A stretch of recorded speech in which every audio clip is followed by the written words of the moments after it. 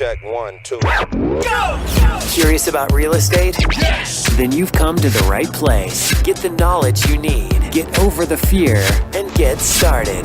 This is the Michael Quarles Real Estate Show with your host, Michael Quarles.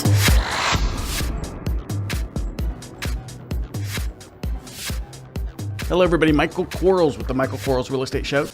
And we have podcast 211. It is a scenario question, and so I'm going to try my best to answer it. Before I do, a couple things.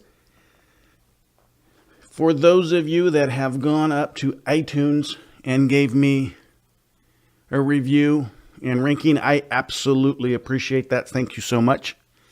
For those of you that haven't, if you could, that would be outstanding. The more we get of those, the more we can tell other folks about our show. And it certainly helps everybody involved. Secondly, wanted to shout out about my coaching program, the Gold Coaching Program. We had a really good call, and it's working well. We talk 3 times a week. So Tuesdays it's Q&A, Wednesdays it's deal analysis, and Thursdays it is a topic. And yesterday's topic was pretty cool, pretty interesting. And then naturally we meet one-on-one once a month. So if you wanted a coaching program that actually helps, for the price point, it's not bad at all. It's $247 a month for 6 months, or save a bunch of money by paying a one-time fee of $11.97. And we'll get you started and get you in the program. Enough about the commercials.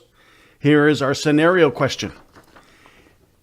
In a case where you have done a seller finance transaction, if you do not intend to hold on to the property, how do you go about cashing out? The seller has agreed to and is expecting monthly payments. How do you sell the property to get your cash and still ensure that the seller receives their payment? How do you explain this to the seller during the process? Very interesting question. Naturally, if we're going to do seller carryback, and it is a requirement that, so there's a payoff penalty, but maybe there's not a fee associated to the early payoff. But let's assume it's similar to that, and they've created a deed restriction or something. There's all kinds of things you can create. And you want to sell it, but you don't want the seller to be paid off. Now, you realize that seller finance transactions are assumable, right? So unless they're called out not assumable, if you use my agreement, it's absolutely assumable. So you could sell it and keep the seller financing in place. From your buyer's perspective, heck, that might be fun for them because, you know, they may find that easier depending on your terms. You could,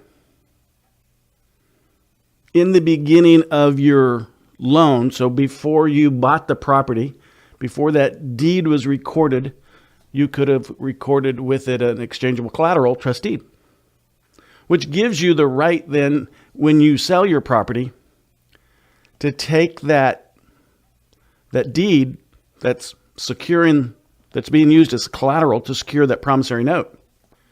You could take it and just apply it to another piece of property that you may own. The issue there is you may not own another piece of property that has value. Well, and in that case, prior to that, in case that's going to happen, you will have to have orchestrated a non-collateralized situation in advance. So you would have solved for that in advance. So originally the seller's going to do a seller carryback. They don't want to be paid off for, let's call it 60 months. You want to sell the property.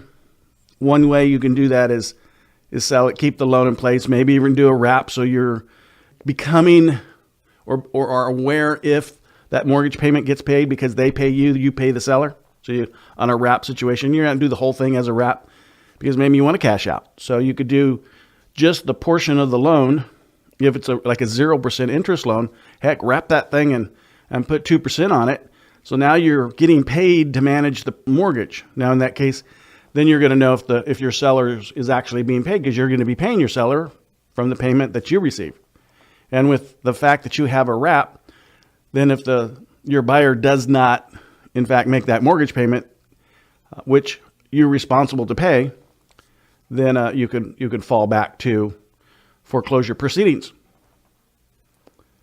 And then if you did an exchangeable collateral deed, you can put it on another piece of property. But then also, if you've orchestrated that, if you do not have another piece of property, then that is going to be a non-collateralized promissory note.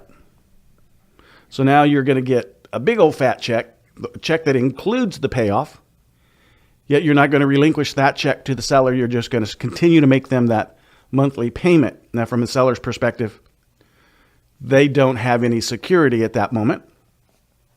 However, some people will rather do that than early payoff or deal with some of the tax consequences. And you could keep it unsecured until you have another transaction to place it against. Thanks for listening. We'll be right back.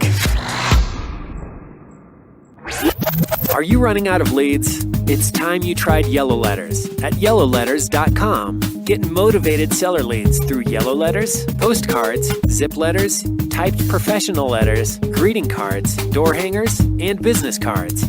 Yellow Letters is a full-service marketing company created with your success in mind. Get the personal attention you need to get your direct mail campaign started and get in touch at yellowletters.com.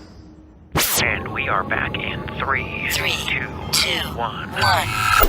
I guess you could also over-encumber another property.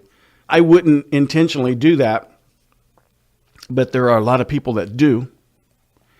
And I just think at that case that we're getting into that line of ethics there, and we shouldn't do things like that.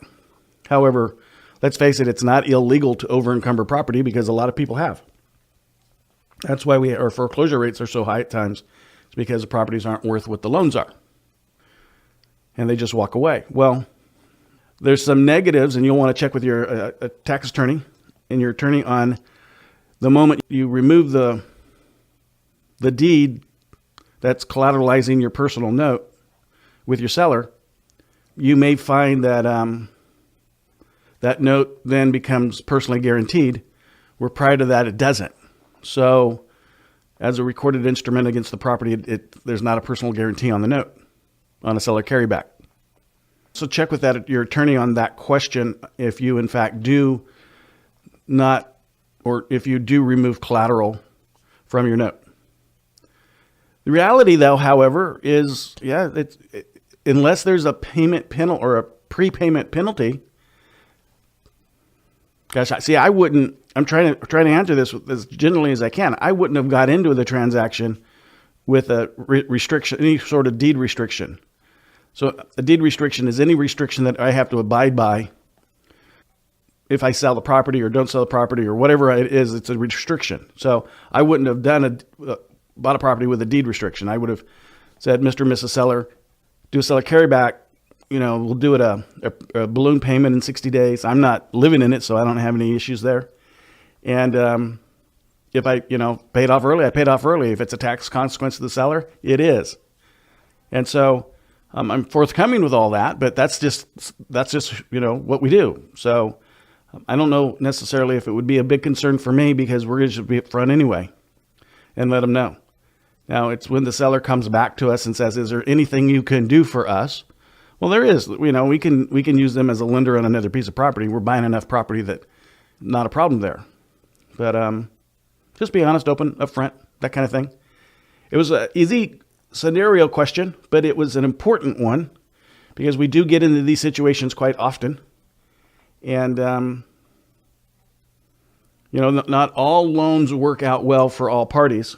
And when they start going south or become different, I think it's important that the parties put their heads together and figure things out. And sometimes the conclusion isn't the best thing for one or both sides of the lending structure. However, you must, as a person, be honorable and understand that if you've committed, that even at sacrifice, you still have to honor your commitment.